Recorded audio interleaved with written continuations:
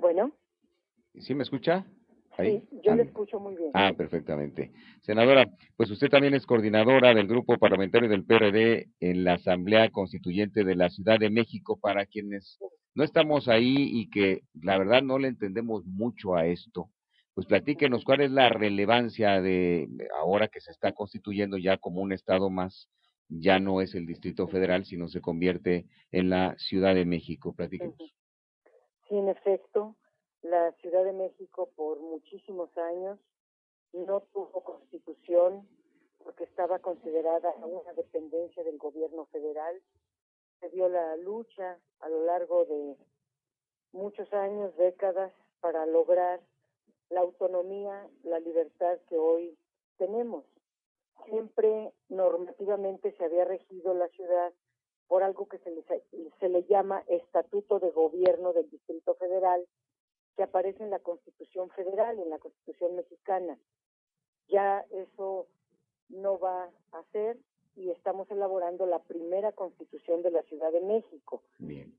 Esta Constitución, para una ciudad como el Distrito Federal, como la Ciudad de México, pues es sui generis, porque esta ciudad ya avanzó, es la más avanzada del país. A nivel local tenemos muchos avances comparativamente con otros estados y con la propia federación. Pero déjeme darle tres características al menos. Está regida, está basada, su eje central son los derechos humanos. Los derechos humanos son todos los derechos de todas las personas de todo tipo. Entonces aparece una carta de derechos basada en la Carta de Derechos Internacional, donde aparecen registrados en esta Constitución 50 derechos para las personas. Aparecen todos los grupos prioritarios: la niñez, la juventud, las mujeres, las personas adultas mayores, las personas con discapacidad, todos los sectores poblacionales, habidos y por haber.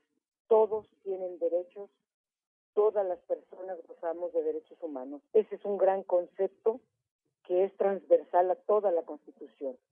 El otro es que tanto el presupuesto, es decir, las autoridades, deben adoptar medidas de política pública, económicas, administrativas, de todo tipo para garantizar estos derechos. Dentro de los derechos más avanzados está el derecho a la ciudad, que también es una carta internacional, el derecho a la ciudad con su desarrollo, con el progreso, con la prosperidad, pero aquí somos una ciudad de izquierda, entonces se rige por principios de distribución de la riqueza, de equilibrio y respeto con la naturaleza, de cuidado de de los grupos originarios o poblaciones indígenas, de respeto al territorio y el derecho al territorio por parte de todos, y no solo de los grandes inmobiliarios, entre muchas otras cuestiones. Y hay un principio rector que es el principio de progresividad. Los presupuestos pueden subir, pero no bajar. Los derechos pueden aumentar, pero nunca disminuir.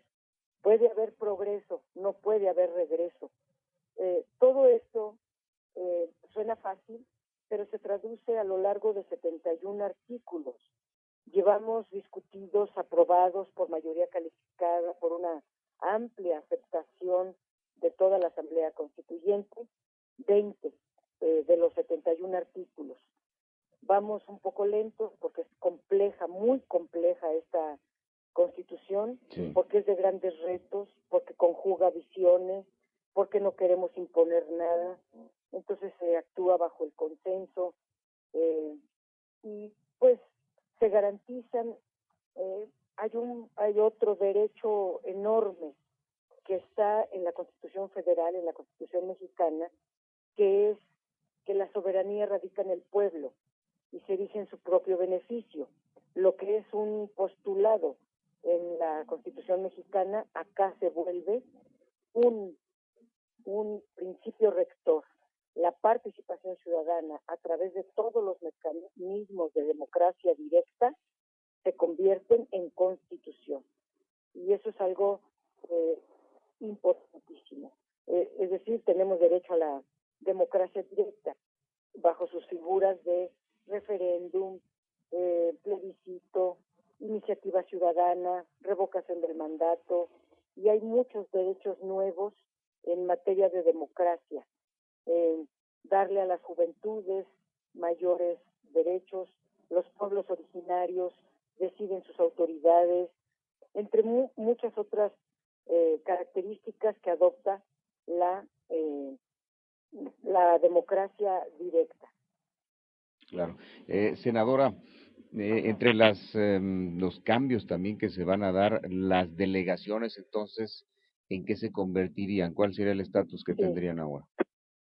Las delegaciones se convierten en alcaldías. Ya no serán gobiernos unipersonales como hasta hoy, con un jefe delegacional o jefa delegacional, sino serán alcaldesas o alcaldes con un cabildo, tipo cabildo. Acá le llamamos concejales, es un consejo que tiene facultades de aprobación del presupuesto, supervisión de las políticas públicas, autorización de algunas políticas públicas, supervisor, digamos, de un buen gobierno, porque uno de los derechos nuevos que aparece en esta Constitución es el derecho a un buen gobierno. Y se tiene todo un capitulado a que si una persona o un conjunto de personas consideran que no tienen buen gobierno, se les dan muchas herramientas para hacer exigibles los derechos. Si algo va a caracterizar por encima de las constituciones de todo el mundo, me atrevería a decir, de toda América Latina, obviamente de nuestro país, seremos la única ciudad en el mundo donde los derechos no solamente son plasmados en una constitución, sino van a ser exigibles. Se abren al menos 2 procedimientos para la exigibilidad de los derechos. El juicio de restitución obligatoria de derechos y la acción directa de restitución de derechos. Esos son procedimientos a los cuales una defensoría pública, que es un órgano autónomo, junto con la Comisión de los Derechos Humanos de la Ciudad de México, acompañan a las víctimas para que no solo les sea restituido su derecho, sino reparado el daño. Es algo importantísimo porque los derechos humanos son el eje central, transversal, y son la máxima norma. Hay algo, un concepto también que queda aquí: la gente es primero. La población va por arriba, no el gobierno, no las instituciones. Siempre, al menos en México, se pelea por el poder. Aquí el poder radica en la gente y la gente va primero, con sus derechos, con sus facultades, muchísimas facultades para la población, y el gobierno, las instituciones, se convierten en instrumentos para garantizar los derechos de las personas. Senadora, con esta nueva Constitución allá en la Ciudad de México, ¿se podría materializar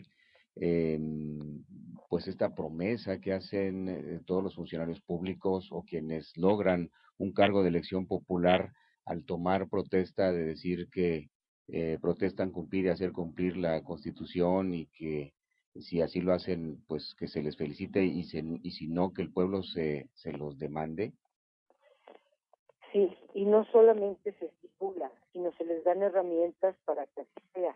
Desde luego es un proceso cultural, por ejemplo, el respeto. Ahí se nos fue. A ver si ahí está la senadora. A ver, ¿me escucha, senadora? Bueno, Ahí está. Sí. Me decía, senadora, que es un cambio cultural también. La ciudadanía tiene que saber que ahora tiene poderes y ejercerlos. Tiene que conocer la Constitución. Falta una etapa de elaboración de leyes reglamentarias para que todo esto se pueda concretar. ciertamente entramos a una fase de transición, pero hacia arriba. Es un salto cualitativo importantísimo. Y, por ejemplo, en toda la Comisión 8 hay todo un capítulo de herramientas para que la ciudadanía ejerza sus facultades. Contraloría ciudadana, combate a la corrupción de manera directa, denuncia pública y una serie de normas que se establecen para que todo lo que se está estipulando en esta Constitución se respete, tanto por la sociedad como por los gobiernos. Ahora, la sociedad, por ejemplo, tiene algunas obligaciones, Sí.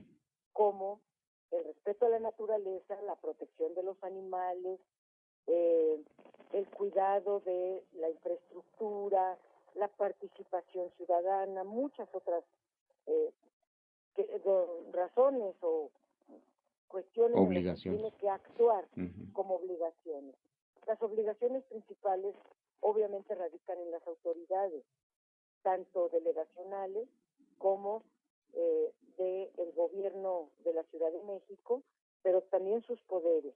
Hay todo un capitulado donde se cambia y sería la única ciudad en todo el país donde el Consejo de la Judicatura tendrá una cabeza diferente a el titular del Tribunal Superior de Justicia de la Ciudad de México, porque el Consejo de la Judicatura se convierte en un supervisor administrador de los jueces y magistrados para revisar que estén impartiendo justicia pronta y expedita a través del modelo nuevo, que es el modelo adversarial, oral, acusatorio, y ya no el punitivo que antes teníamos. Todo esto es una transición. Claro. Ciertamente no va a ser de un día para el otro, pero tenerlo en una Constitución lo hace absolutamente obligatorio para todas, para todos, y todas las instituciones, sus órganos autónomos. Se está creando una Defensoría del Pueblo, se está creando un órgano ciudadano para elegir al fiscal general de la ciudad.